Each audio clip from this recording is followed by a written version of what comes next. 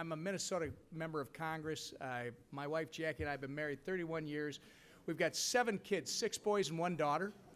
And the first one, our third son, is getting married on Saturday. So if you could just put that working together works together, because I'm doing my part. I'm actually going to try and get out tomorrow a little early and get back and help. So first, thank you to Kevin and thank you to all of you. Liz, thank you for introducing me to this. I'm not going to go back into the long history. We're very fortunate in Minnesota to have Amy Klobuchar working on this issue. Amy and I have co-authored some letters together. I just want to thank you for being advocates, for being here and making it clear where you stand and why you're here. We got a president in the White House that, whether you want to believe it or not, is very pragmatic and very business-oriented. Now, you have to continue to advocate, and you have to put the facts before the president and his team so they understand. He also negotiates like a developer, I like to tell people, because I have a history on a city council or 2 way back when. And if any of you have ever been involved on a city council level or local municipal level, and you have developers come before you, you might know the story I'm about to tell you. You might have experienced it yourself. And this is what I try to tell people when I say you should be concerned, always be concerned when they're putting out these budget proposals, but you need to be vigilant. Why? Because we really don't know what the administration wants at the end of the day. The story I have for you is I was serving on a city council many years ago, City of Independence, little tiny city about 30 miles, 40 miles west of Minneapolis, downtown Minneapolis, Minnesota. And we were a rural community. A lot of horses, a lot of ag land, but we also had the urban pressure coming. The western part of our small city was a zoning classification, residential, 1 house per 40 acres. We had a gentleman who was of the Cargill history, who will go unnamed. You could probably look him up and figure it out. The poor guy, he was a great man, and when he passed away, his estate actually balanced Minnesota's budget shortfall. So that's a side story. But I'm telling you this because I just want you to get a picture in your mind's eye, because I think we're dealing with a little of this here in Washington, D.C. So he wanted to develop something called the Polo Grounds in our town, but it was in this 1 house per 40 acre building classification, zoning classification. He came in with a high-powered lawyer, real estate guy from Wayzata, Minnesota, which, if some of you are familiar from where we come, this is where George W. used to go raise his money. And he came in and they proposed, as I recall, something like 580 units of mixed-use development. There were apartments, there were townhomes, there were single-family homes. The meeting got a little heated. There might have been profanity going back and forth. Somebody kicked a chair, somebody slammed a door, and 6 to 8 months later, they got 20 to 40 additional building sites, and that's really all they ever wanted. Now, I tell you that because I think this is the mentality, I hope this is the mentality we're dealing with. To cut funding to USAID at this point in time, in this place, in this world that you and I live in, would be a grave mistake, a grave mistake. And because I've had the opportunity,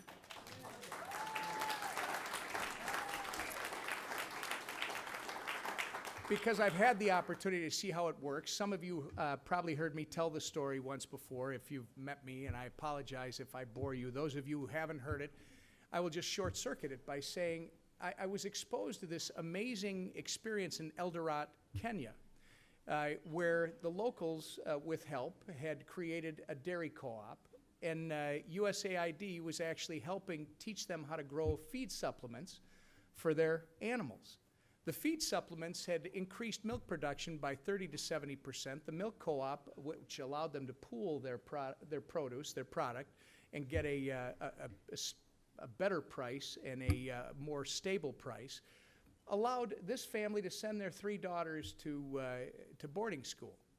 And as a kid from Minnesota who'd never worked on these types of issues, who actually had been on the radio for a couple of years, proudly I say today, saying things like, why are we spending $1 over there when we could be spending it here to build a road or a bridge or a school? Why are we doing that? And I was standing there that day with present company, listening to this story and watching these two, and it's like a light went on in my tiny little brontosaurus-like brain. It was like, my gosh, if we can help these people actually improve their quality of life, if we can actually help them get to a higher place, we're not only building future trading partners around the world, but you know what? People who trade with one another, people who do business with one another, people who see opportunity and have hope for the future, they're a lot less likely to get violent with one another. And it's like those 2 years,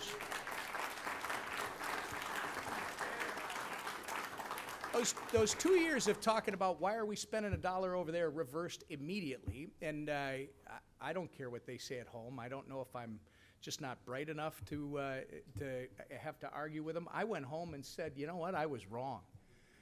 We need to do this investment because $1 that we're spending over there today might save us millions, if not billions of dollars, and more importantly, young people, young men and women that we might not have to be buying bombs and bullets for in the future. So I just want to commend you for making this your important issue and showing up here. I told you had over 200 visits on the Hill today.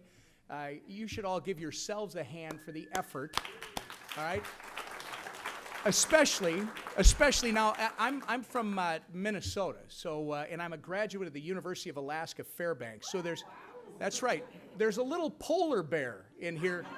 And I'm going to tell you in the most professional way possible, that out there sucks. It is so hot.